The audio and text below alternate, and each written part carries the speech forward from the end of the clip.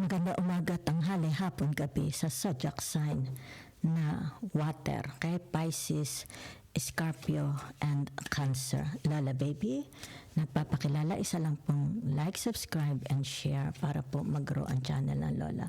So let's see ang tinatawag na mga energies sa natitirang araw, linggo ng buwan ng February. Tingnan po natin lahat ng energies. Yan ha. Saan tayo dadalhin? Saang area sa buhay ninyo. Okay? So naririto ang tinatawag na the temperance. Okay? Yan. Ay, sandali. Ibig sabihin nito, merong mga water signs na tahimik ang buhay. It's like they have everything. Wala silang kaaway, diba? They live in a very, very quiet environment, surroundings, community, diba? Yan. So, nakikita mo dito, balance yung kanilang tinatawag yin and yang. Okay? So, naririto ang tinatawag na the judgment. Okay? So, ibig sabihin, transformation. Mayroong transformation na nangyari sa buhay nila. Diba? So, hindi na sila malungkot. Okay? They are not insecure. Hindi na sila scattered brain, scattered mind. Diba? Hindi na sila messy. Kumbaga dito yung tinatawag at home na sila sa mga kasama nila, di ba? Maari sa marriage, maari sa family, sa mga siblings, di ba? Hindi na sila chaotic, di ba? Maari din naman ito yung tinatawag, meron pang mga tinatawag na gusto nila ng tinatawag katahimikan ng pag-iisip, di ba? Yan. So, ibig sabihin nito, maaring tinatawag na, let's say they go to church, diba? Doon sila nakakakita ng peace of mind, diba? Let's say sabihin na natin, if they have a passion, hobbies, nakakakita sila ng peace of mind sa kung anong ginagawa nila. Yung kanilang pinagkakaabalahan. Okay? So, nakikita dito yung tinatawag na dinidescribe dito ang the Pisces, the Scorpio, the Cancer, di ba? Yan. It's like, they have a healthy, it's like healthy neighbors, healthy body, di ba? Healthy skin, glowing skin, very loving people sila. So, it describes yan. It's about their love, di ba? So, maaring meron ding sabihin na nating nagdadalang tao, di ba? Yan. Maaring sabihin na nating tinatawag na ang kanilang mga kinakain para magkaroon ng malusog na baby is tumpak, di ba? Maaring natutulog na maaga.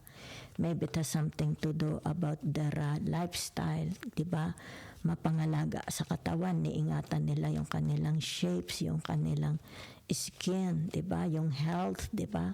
So, maaari ito yung tinatawag na puro natural ang inilalagay nila sa katawan nila. They don't, let's say sabihin na natin hindi sila mga umiinom ng mga synthetic kagaya ng mga gamot, di ba? Yan, it's more on natural, maybe herbs, di ba? Maaring may mga tanim sila, mga herbal plants, di ba? So, let's see, tinatawag na energy, okay, using tarot. Gagamit ako ng 1, 2, 3, 4 tarots and the message and the advice from the universe mamaya, okay? So, ibig sabihin itong taong ito is tinatawag ang meron sila na naaakit ang mga tao, di ba? So, nakikita mo dito, napakagalang nila, napaka-soft nilang magsalita, di ba? Meron, it's like hybrid, di ba? Tinatawag mahinahong magsalita, magaling magbigay ng advice, di ba? Yan, mapagmahal sa mga tao, di ba? So, ibig sabihin nito, they are in a relationship, itong taong ito, di ba? Yan, dahil ito is the two of wands, okay? So, narito ang tinatawag ay naka-reverse, di ba? Uninspired. Ibig sabihin, wala silang gana. Okay? Dito sa tinatawag na relationship. Yan ha? Kumbaga dito ay maaring hindi nila ka-soulmate itong tao na ito. Di ba? Yan. So maaari ito yung tinatawag na gusto nilang makawala, gusto nilang magbago ang kanilang sitwasyon, di ba? Yan. So ibig sabihin nito yung tinatawag na baka napapabayaan na ang kanilang sarili, di ba? Uninspired, baka hindi na sila nag-gym, hindi na pinababayaan na nila, hindi na sila nagpapagupit ng buhok, di ba?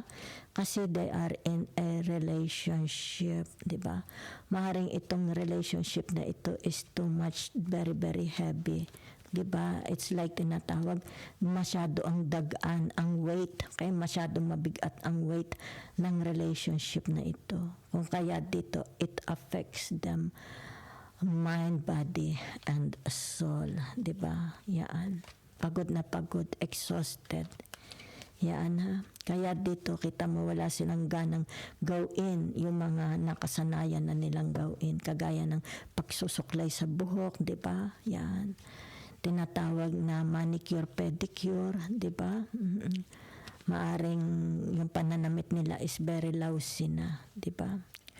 So dito nakikita mo, it's like they are not showing love.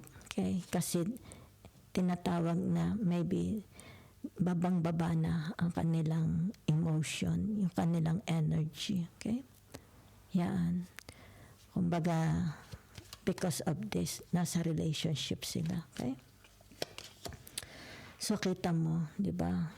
Ibig sabihin nito, hindi na wasto, di ba? Hindi na sila yung tinatawag kagaya ng dati pagka may mga kausap sila, na i-inspired yung mga kausap, or kung may mga kausap man kayo, di ba? Ibig sabihin nito, they love, okay?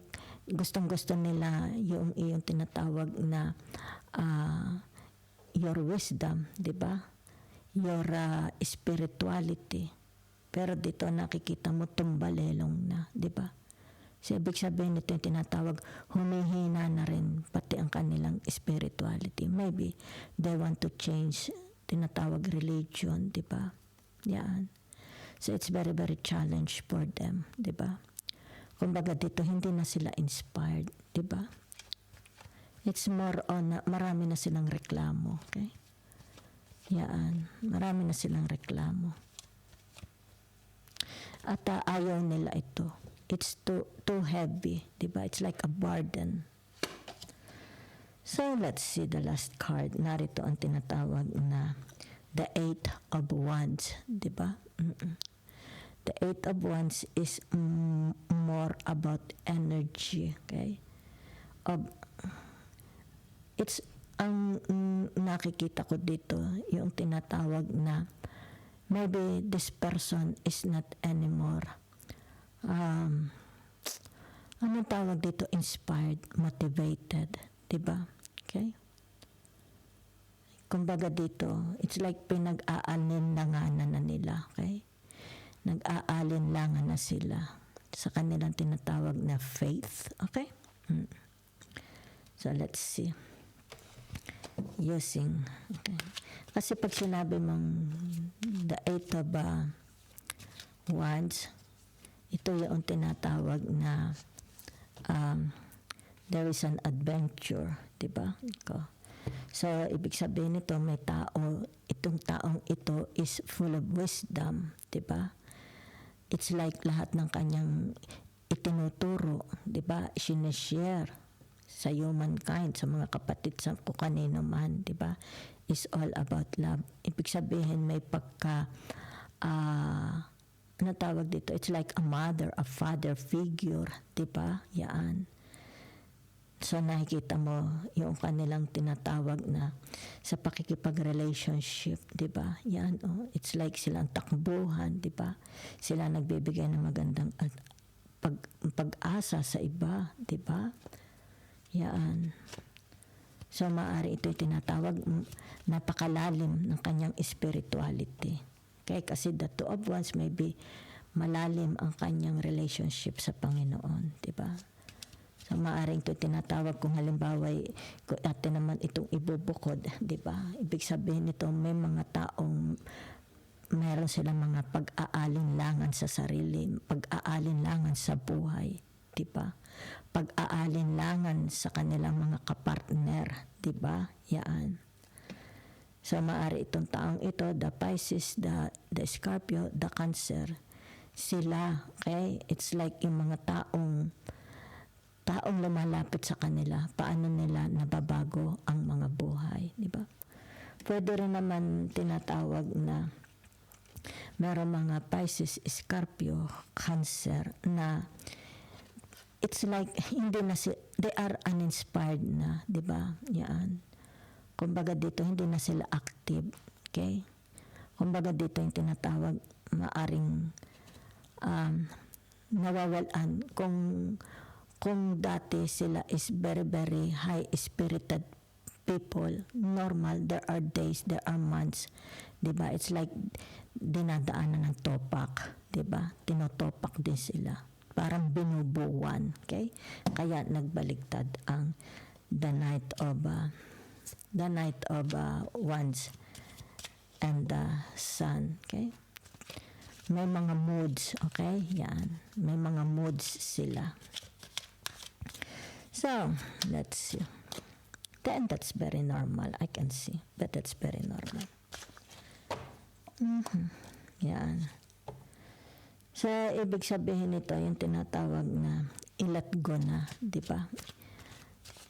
Kung may mga tinatawag na nag-harbor, okay, ng sama ng loob, di ba?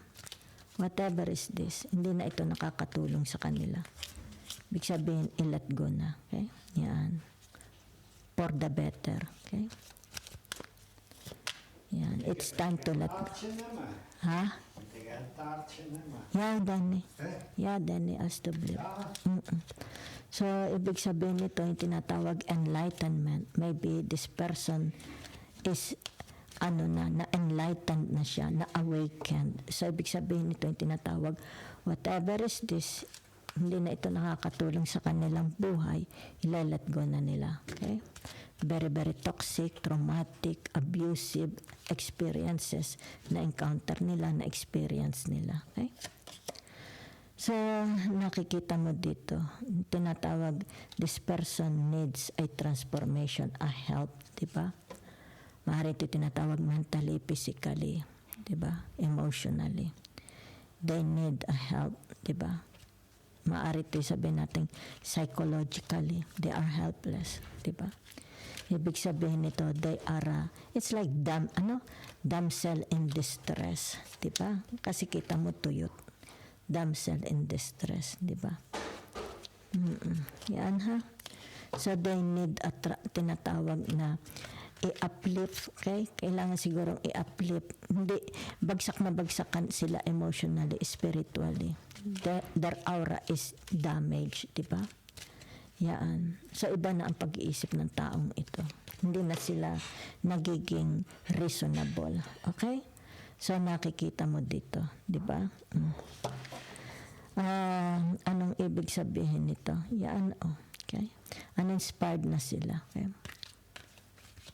Yan. Kasi kung ito'y dito, di ba, it's like nami-make up na lang sila ng ginto, di ba? It's like yung pera doon na lang sa puno nakukuha, madaling kuhanin. Pero naka-reverse, di ba? So ibig sabihin nito, nakakaranas sila ng tinatawag na losses, okay? Yan. Kaya nga sabi nila, the state of your mind, di ba, it affects so much sa inyong action, sa inyong ginagawa, okay? If you think, sabihin na natin, sa trabaho, di ba, pag very, very negative ka, the outcome is chaos, di ba? Kung may negosyo ka at very, very negative ka, wala kang customers, di ba? Because what you are manifesting, what you are attracting, talagang ibibigay yan sa inyo. Kasi dito, ibig sabihin nito, kung ano ang iyong gusto, God will not, or the universe will not give you. Diba? What the universe will give you is what you need. Diba?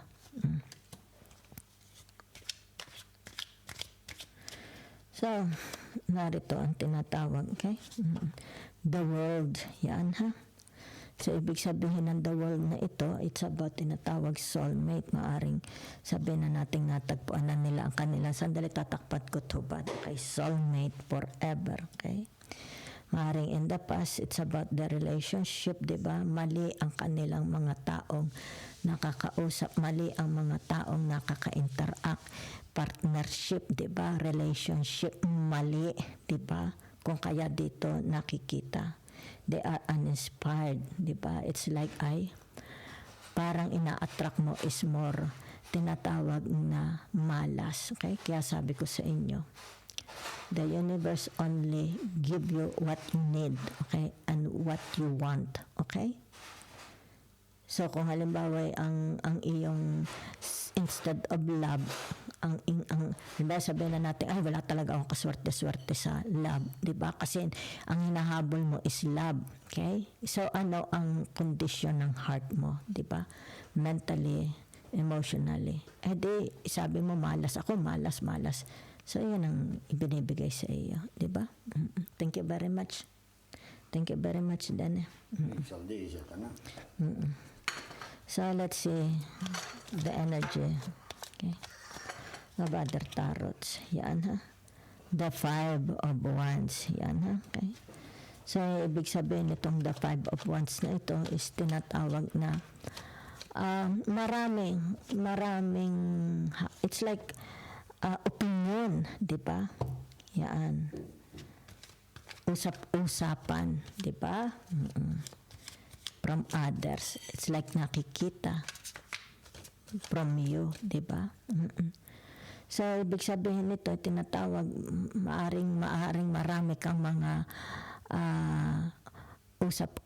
it's more about usap-usapan. Okay? So, be very, very careful. Okay? Kung ito'y walang tinatawag na katotohanan, stay away from them. Diba?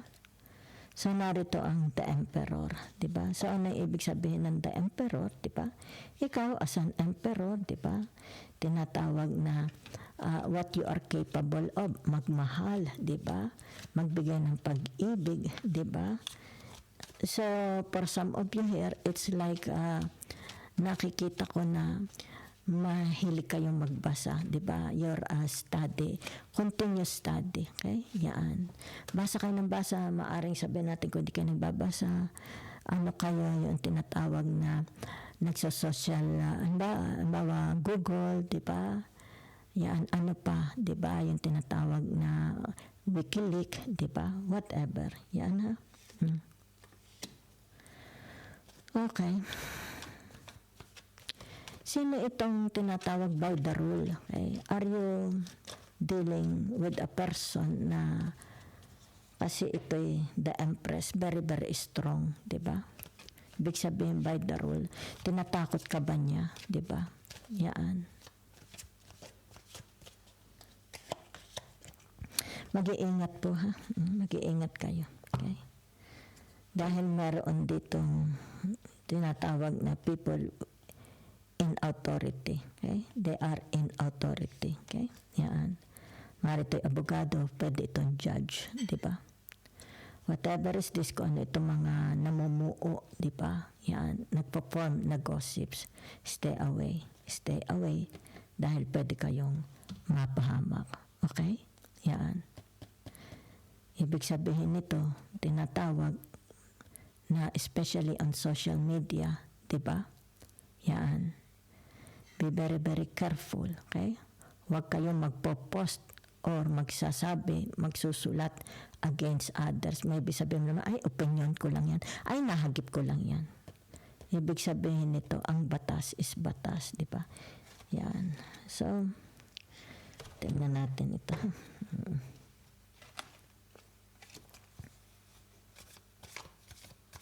Sino sa family nyo ang tinatawag merong mga masculine energy? Kaya yan. Kasi ito. Ito ha. You are dealing with the people with the masculine energy. Diba? Ito yung tinatawag the Aries. Ito naman ang tinatawag na the Gemini, the Libra, the Aquarius. Okay? Oo. So, nakikita dito ha. You are dealing. Paring asawa mo, kapatid mo, magulang mo, di ba, mga anak mo, relatives mo, okay? Yan, very, very, they are in command, di ba? Yan. So, be very, very careful, ha? Maraming chismoso, okay? Don't indulge sa kanilang mga usapan, okay? Don't indulge, okay? Baka kayo mapahamak. Okay? Baka kayo mapahamak.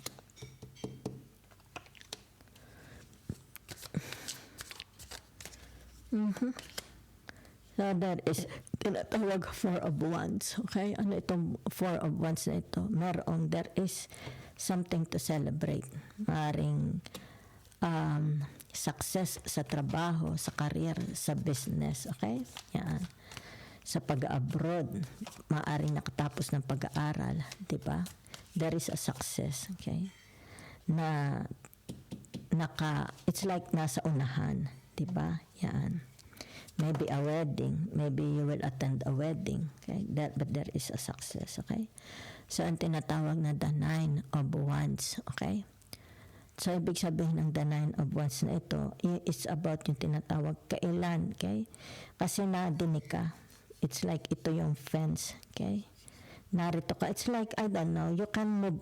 Pwede ka naman tumawid, di ba? Pero nadinig ka, di ba? It's like you are waiting for someone to come, okay? Para ikay sakluluhan, okay? So, maaring tinatawag the right person, di ba? The right soulmate, okay? Yan, okay? Yan. It's like kailan kaya ang aking kapalaran is magbabago. If you are waiting for Romeo and Juliet, ito na siya, di ba? Okay.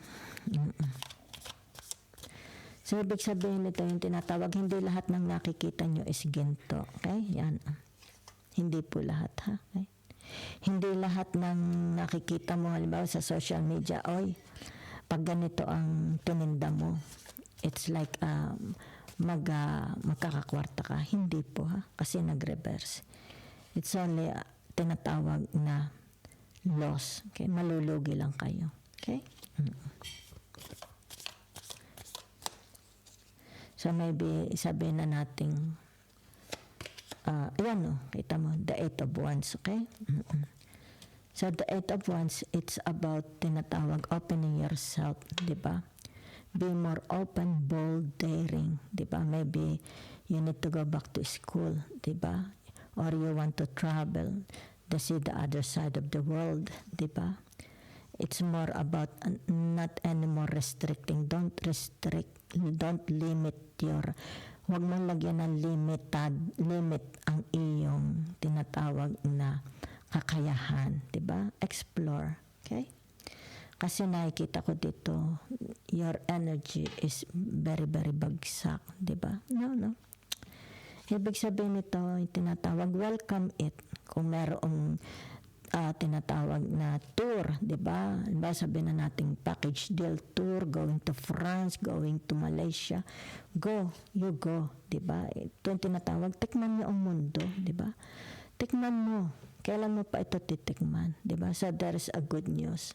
Magandang balita, maybe in the form of money, maybe in the form of materials, jewelries, di ba? Maaring in the form of tao, di ba? Pag-ibig. Kasi narito ang tinatawag na the world, di ba? So, maaari ito tinatawag success ng negosyo, success ng trabaho, success sa labanan. Halimbawa, meron kayong mga conflict, di ba? Abogaduhan, nasa korte, Supreme Court, barangay, police. Ibig sabihin nito, a good news, di ba? A result. Kasi narito ang tinatawag people in authority. Diba? It's like ito ang judge, ito ang lawyer. Diba? Yan. So, yan ha. Ibig sabihin nito, tinatawag na very, very good news na needs to celebrate. Meron kayong isa-celebrate, di ba? Yan. Maybe sabihin natin a new member of the family, di ba? Maring merong gagraduate, di ba? Success. It's like nagkaroon na binigyang buhay, di ba? Ipinanganak, di ba? It's like ito is matagal nang gustong gawin. So, ibig sabihin nito, inilabas na, di ba? Yaan, inilabas na. Okay? Yung kinukonceive niya, nagkaroon ng tinatawag na magandang result. So, there is, okay? A time for celebration. Okay? There is a time for celebration. That will happen.